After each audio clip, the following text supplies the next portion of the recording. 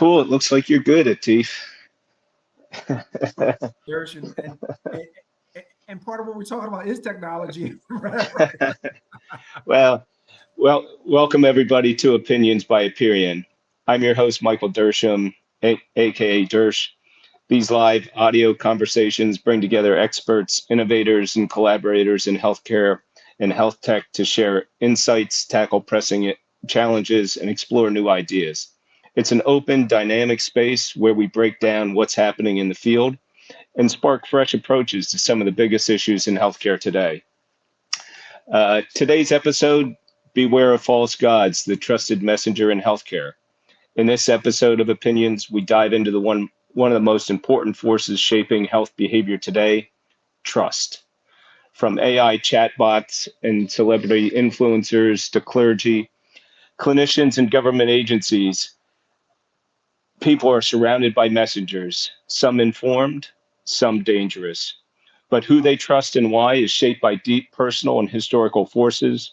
We will explore how individual psychology, groupthink, bias, and generational trauma shape perceptions of healthcare, and what it will take to rebuild trust, particularly in marginalized communities that have been repeatedly failed by the system. Today's guest, Atif Bostic, a former banker turned entrepreneurial social impact man of the year in every year. A good friend of mine. Uh, we've been together at TEEF probably for what, 12, 15 years, something like that, tackling some of these issues. And I always enjoy your perspective on it and also your insights going forward. Um, Atif is a well respected leader in both private and public sectors. Welcome, Atif. If you wouldn't mind just giving a little bit of background on yourself, and then from what I just botched, and and then we'll dive into one of our favorite topics around trusted Yeah, Dirk, messenger. Dirk, thank you. I appreciate that. I am so excited to be here with you. It's always good to be with friends in these conversations, and even more than a friend, an expert in this space. I'm excited to have this conversation with you as well. Atif Bostic, Dershi, and I don't think you botched it, and I appreciate the very kind words. I've been working in, this space of community for a very long time, probably for over the last 20, 25 years in a number of different capacities. Um, Being a banker in one of those capacities, but even in the bank, working with a lot of nonprofit organizations, serving on boards, serving on committees, both at the nonprofit level, also with local and state government, in some cases working with federal government as well on some of these issues. And my experience spans the work of, again, the finance and accounting piece, but also supermarket development or food access work, and addressing issues there across the country, as well as work related to workforce development and tackling, those big intractable issues around getting the most marginalized employed, particularly those that are justice impacted or formerly incarcerated as part of that work. And then, just working with others, like sitting on the board of the American Heart Association locally, the Diversity Equity Committee nationally, and doing work there and trying to tackle issues related to deficits or inequities as it relates to healthcare access. So hopefully, Dersh, I answered your question and gave a little bit of background without being too verbose. No, spot on, pal. Spot on. So let's start with how how how do we look at, or what's the baseline definition of trusted messenger as it relates to healthcare? Atif? If somebody asks you, what is this thing, trusted messenger? Yeah, Dersham, this is an important topic, and I appreciate the question. When we look at a trusted messenger, and I'll kind of give it in layman's terms, and trusted messenger is someone that carries a message to a broader audience that they trust. A trusted messenger is someone that is trusted throughout the community, within a certain community. Their voice is, they're an influencer in a space, and particularly that in healthcare, these are the individuals that go understand and then translate the information to others that may have challenges translating that information. There's what I also But add, as no, I was going to say it to you, but yeah, no, I get that, but it also, I think this is very important today with all the technology as well as government agencies, especially coming out of COVID. Around trusted messenger. Whether it be somebody like Fauci, whether it be Google, whether it be AI, whether it be your local clergy. These this is an important piece of like you were saying, who is it that individual or who is it that family entrust that message coming about their healthcare. yeah, there's, and this is important, right? And particularly in this time, in this age where we do have this proliferation of technology that exists, trusted messengers are extremely important. And these are individuals that obviously transcend the data, right? Because when we think about the data, there's a couple of problems with that, I think, right? So, even if Fauci talks about the data, or any of the health secretaries talks about the data and what exists out there, the experts talk about it. But when you get to the person in the community, they don't understand a lot of times what that means. They need someone to translate that data and carry a message. So the message or the data itself does not carry trust. It's the individual that's actually telling the story that they're connected with. Because really, individuals really rely on emotion, culture, experience, as it relates to the message, right? And that goes to whether accepting a vaccination or managing a chronic illness. At the end, delivering, who delivers that message matters. And then additionally, the message they deliver matters. And one other concept that I'll just add as a subtext to trusted messenger is that individual also being a credible messenger, right? Someone, right? The credible messenger is someone that actually has a good sense of or good understanding, and also has the trust of the community as well. Yeah, yeah, yeah, yeah. That reminds me of Teef. As we've worked over the years, to try to figure out healthcare access, also trusted messenger, I guess, within healthcare access, particularly in the urban areas.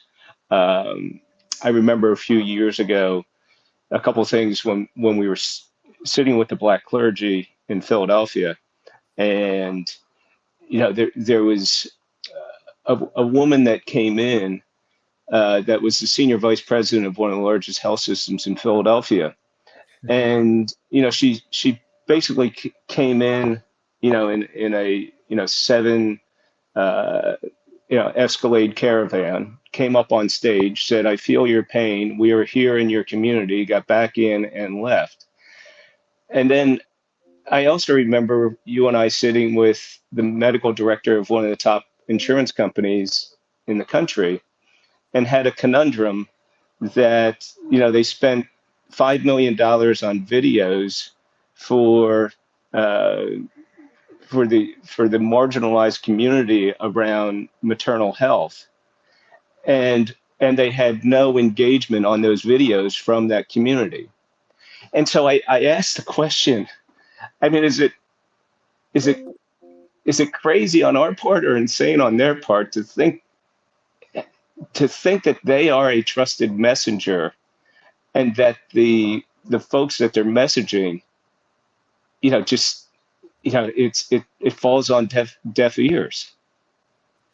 Yeah, there's, and it's interesting that you bring that up, right? Because, I think one of the things that happens is that individuals go out and, attain these certifications, degrees, and all these things, right? These expertise in a certain area, and it makes them the foremost expert in that space, and they assume that because they're the expert in the space, or they've attained these credentials, this education, that and even the experience in a lot of cases, in some cases, right, that that people trust them just by virtue of that education or certification. And that's not the reality, right? The you have to connect with an individual, because like we just talked about, it's emotional, and you have to relate to that individual, because if I can't see me in you, then I don't know whether to trust you or not. Right? Like if you can't come down and meet me where I am, I think that may be an issue and a challenge with trust. yeah. You know, I don't know why I just thought about it, but it kind of reminds me, uh, in that you remember that movie When Harry Met Sally, and they're Oh sitting yeah, at the table, and Billy Crystal says something to the effect, uh, you know, there's two kinds of women. There's high maintenance and low maintenance, and he suggested you're the worst because you're actually high maintenance, but you think you're low maintenance.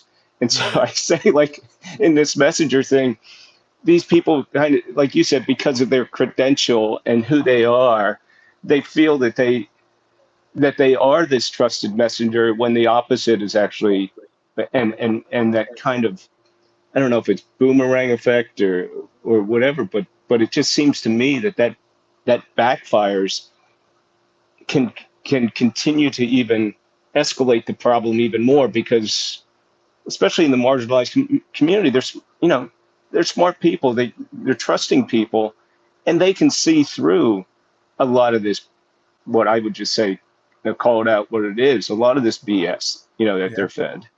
Yeah, and there's that, and we see it, right? We see it where we've seen the age of the rise of the influencer, right? These are regular, ordinary people that create these mass followings because they're trusted, and it's not because they've gone out and went to an Ivy League school and attained a certain level of education, or they've gone out and been the secretary of this or the director of that. It's because they connect with their audience and their audience trusts them, and so, and they have a story and a message. And so at the end of the day, we can't just assume that someone, or not even assume, right, that we can't believe that someone just automatically trusts us because we may actually know a thing. And we may know the thing at the end of the day, right? We may be absolutely right. But, I go back to the old adage, right? That, no one cares, what you know until they know how much you care.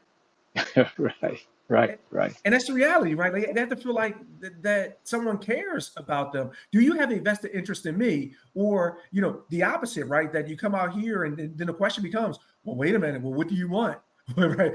Yeah, What you yeah. trying to get?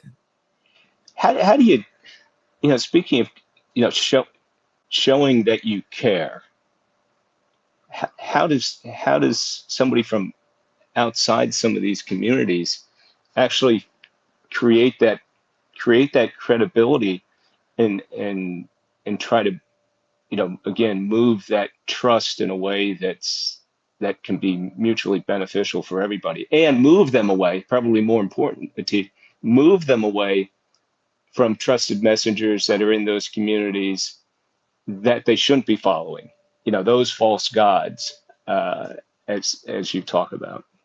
Yeah. So here's what I would say. I mean, I think it's a formula that I'm going to make up on the spot here. Um, I think the formula is LCS, right? And it's listen, connect, and then share. And so what I mean by that is, don't just show up telling people what to do and how to do it and what they should do. First, listen to them. Where are people? Understand where they are, meet them where they are, and connect with them in that space, and then share what Yeah, you have to share, right? So it's really about engaging them. And Dirk, it's interesting, and I tell this story all the time. It's the best course that I never took. And so I remember it was my second semester of college, and I scheduled late for classes, and we're not gonna talk about that part, but it is what it is. And I'm also not going to date myself, but I am. I went down to the scheduling office, a student there, and this is when everything was on paper. So you read the paper, they fill out a paper, you take the paper, and so I look at a course and it's 400 levels again. I'm a freshman, and the guy behind the desk, he's a student. He doesn't care. What do you want? Here's the paper. Go ahead, go see the professor. And this is the lesson I learned there, though. It was a psychology course, and I walked up to the professor, and before I sat down, he asked me a series of questions that all the answers were no. Right? Did you take? Did you do? No, no, no. And he did about 3 times, and I finally got and understood this and said, you know what? I'm going to go back and reschedule. He said, great. I'll see you in a couple of years. And and ultimately, what I learned in that, the question has more power than the answer. yeah, And we need to get better at going in communities and asking questions, understanding the assets that exist there. who are the credible, trusted messengers in those communities? Because the reality is, sometimes it's not our story to tell. I'm not the right person to tell certain people, but I need to find who that right person is, engage that person, and have them tell the message. I don't need to stand up in front of everyone, because everyone, I'm not for everyone, and we have to get comfortable with that. No, no, I agree, and thank you, Atif, for. I'm sure I'm going to have nightmares of blue books attacking me tonight. Showing my age. But let's talk more about and really bring it up to the surface.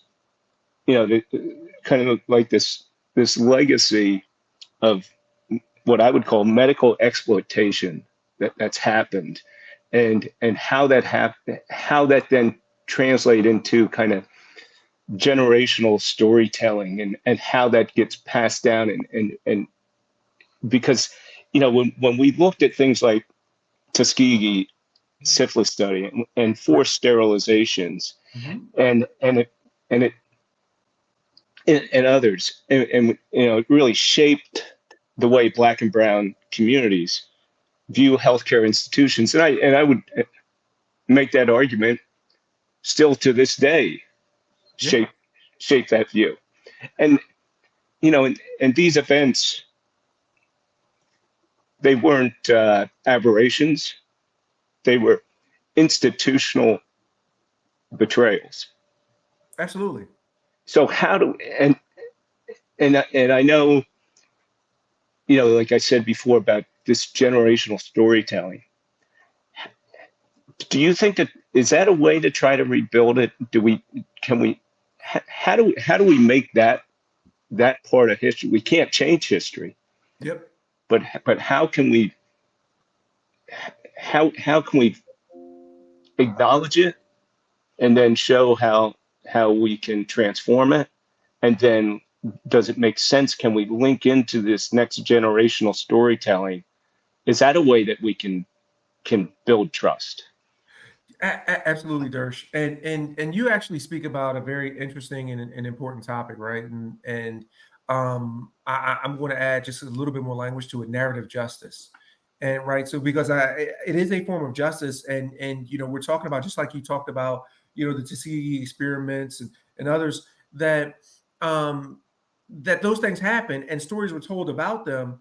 But who told the stories, and how were the stories told? And was there this whole admittance and then acceptance of what really happened, right? Does the truth get told? And is there, and at some point, is there some form of contrition that exists related, to those exploitations in those periods? And so part of it, when we think about building trust, is being able to truly have that conversation, going back and saying, you know what, I was wrong, I am sorry, and here's where we are, and rebuilding that, right? So there has to be that component of it. The other component, and maybe that happens, maybe that doesn't happen, is moving into the space of the storytelling, but helping those that are impacted by it tell their own stories. And it goes back to what we are talking about before, about that trusted messenger and not being the right messenger, right? And going in and listening first versus speaking first, is that I come in and tell a story about you. Well, my story may be right, it may be wrong, who knows? But how can I come in, as opposed to come and tell a story about you? How can I come in and work with you and help you to tell the story about you and your experience, and help you to craft that narrative for your community and to move your community forward? But one of the most powerful things that exist in this world today is storytelling. Storytelling moves, mountains, I will say, as it relates to people connecting based on the story, based on being able to see or understand or feel, put themselves into that experience, and then be able to move forward from there. So I do think that storytelling is a way to heal, but there also has to be this whole, what I'll call reconciliation of the past, right? We have to reconcile it, and then once we reconcile it, we have to tell a story about that reconciliation, and then move it forward. Yeah, I agree with you wholeheartedly, Atif. I think there's a lot of folks that don't even realize, what's happened in that community. And so I think that there has to be, kind of, you know, sh shaping that historical narrative Yep. so that everybody under, like you said, listens, understand what happens, and then maybe you can have the right, I don't know if empathy is the right word, to move forward and to understand, because I hate that phrase is, you know, you know, I feel your pain, or I'm here, or I can only understand, I can walk in your shoes, whatever that stuff is, right? It's all, Yeah. it's, Empathy but, versus sympathy. Yeah. but I also think you touched on something too, Atif, that storytelling of yesterday is different than storytelling today, given the rise of social media. And what I'm saying is that the storytelling now goes beyond sitting on the porch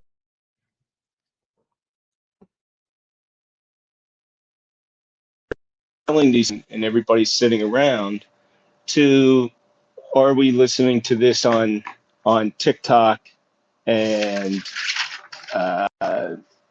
other forms of influencers that lead us down to a path that is one that's not positive. Yeah, you're absolutely right. Right now, the reality is storytelling existed for a very long time. Right, we go back and we think about sitting around the fires, the campfires, or whatever it is, and telling those stories. So the reality of the base of storytelling existed for a long time. The mediums of storytelling, have changed, and they've gotten a lot faster. Stories spread a lot faster than they did historically. And so that's important to note, is to really recognize the medium, and then also who's able to take space and own space in this.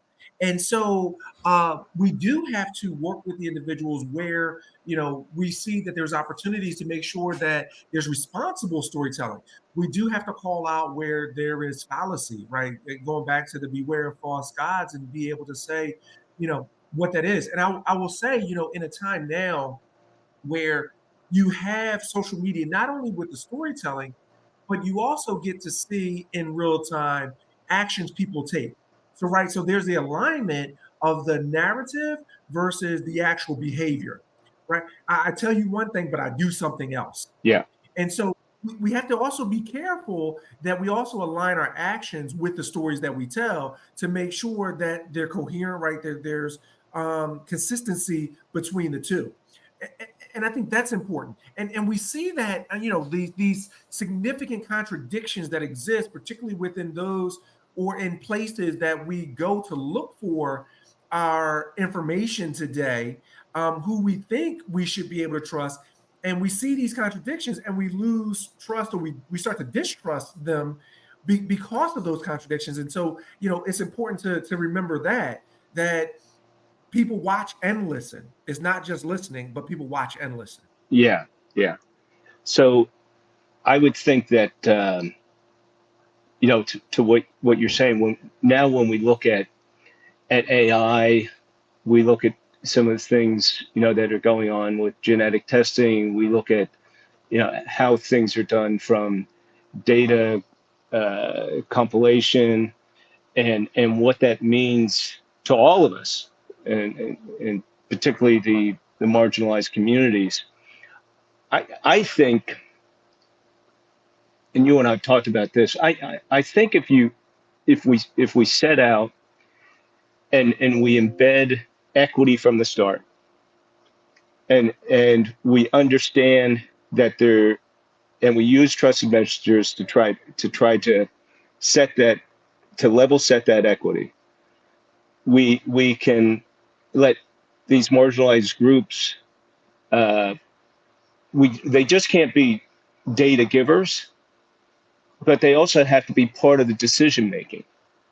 And and Absolutely. and I think that's where we have fallen short in the past, and one that is very important as we look going forward, that it's not a condescending, if that's the right term, it's not a condescending, but it's more of a confluence of of of all of this, of which then they have a seat at the table to help fashion the right decisions. Absolutely, Dirk. And that goes back to what I was saying before about let's ask the questions first, right? Where do you stand? Where do you see? What do you need? How do you see this going? And then connecting and then obviously speaking. So it's important that we do involve, everyone, particularly those that are impacted by the work that we do in the decision making, in our decision making. And whereas sometimes we have to make different decisions than an individual wants to make because obviously that's leadership. But at the end of the day, everyone's voice should be heard. And I think that unfortunately, we're in a space now where there is a high level of censorship that's happening, across America, and we have to be careful of that.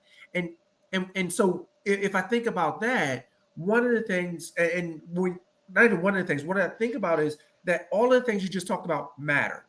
Who owns it? Who's telling the story that's being told, and the audience in which is being told to, and who's affected by it, and Yeah, making sure that there's trust throughout that continuum. no, I hear you. What are some of the kind of going right into the ground? What are some of the models, or do you see some models either here locally, or or as you are engaging yourself, nationally, models that you see that are working, and ones that can be replicated and shared? Absolutely. So the Cure model, which was born out of, I believe it was Atlanta, the Cure model is a credible messenger model, and it employs those with lived experience to become the credible messengers for whatever they're trying to work on. Particularly in this case, through the Cure model, it's justice impacted individuals, and that model though has tremendous relevance for any space, including healthcare and other organizations use it, such as the American Heart Association, with individuals that have lived experience, right? So those with heart disease or suffered, cardiac arrest and have lived it now, be able to go and talk about it. And so ultimately, what happens is you identify individuals that have that lived experience and have a story now to be able to tell about that lived experience and how they've moved through that process. And then you work with them to help them craft their story, how to help them to connect to what solutions are, and then help them to then go and tell their story. So you put them, the organizations put them out in front of the organization, put them in front of the communities that they come from to be able to tell those stories. So that is actually one of the best models that I've seen that's being replicated quite often, across the countries, that Cure model, and it's being replicated in a lot of different use cases. So not just for justice impacted, but also in the healthcare space as well. And that's great. That's great. Uh, we just have a couple minutes left, Atif. So I wanted to end with this question to you, um, kind of piggybacking on what you just spoke about. Do you think, in this whole area, do you think we're in a trust crisis without any end, or do you think that there is a real chance to level set, to rebuild, and move forward in a in a progressive, transformational way that we'll be able to look back and say what a great legacy we've been able to build. Yeah, there's so that's a packed and loaded question. Well, Um, I pack it all in. I do my stuff, and then kind of throw a zinger at you at the end. no, that's right. That's right. That's okay. Look, and I've known you long enough, so I'm here for it. Um, so here's what I would say. I would say that in the micro, I think that there is trust that's being built, and a lot of trust being built at the ground level. So, the work that Apierion is doing is building trust, and not only here domestically but globally, right? And trust with certain communities and certain populations, and so what I'll call it is that quote unquote hand to hand combat at the grassroots level in building trust that way. So that's happening, and a lot of organizations are out there going to build trust with their communities, and unfortunately in the environment that we're in, it's needed more so than ever that there are individuals and organizations that are doing this and building trust within their spaces. I think we're challenged with trust, particularly within the federal government now. And you see that there's tremendous contradictions. There's infighting that happens. There is information that constantly contradicts each other. There's censorship that's happening as well. And so all of that erodes trust. And so I think in the near term, we're going to wrestle with that for a very long time. And and when I say long time in the near term, right? So, but the long term outlook, I think, is positive. I think that in the next few years, as the dust starts to settle, as we start to find some norms that exist, that we'll be able to start to redevelop some trust. I will tell you that it's going to require some healing that need to be done. But that's kind of my outlook. Locally, small, grassroots, yes. High level, at the Fed level, nationally, globally, I think that we got a lot of work to do. I'm going to hang with your word though, positive, that Okay. there is light, though, Yes. there, like you said, there's going to be some wrestling, but but let's focus that there is light at the end. So, well, Atif, this was fascinating. I appreciate you coming on.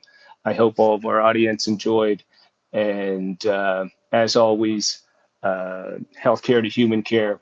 Thank you for joining.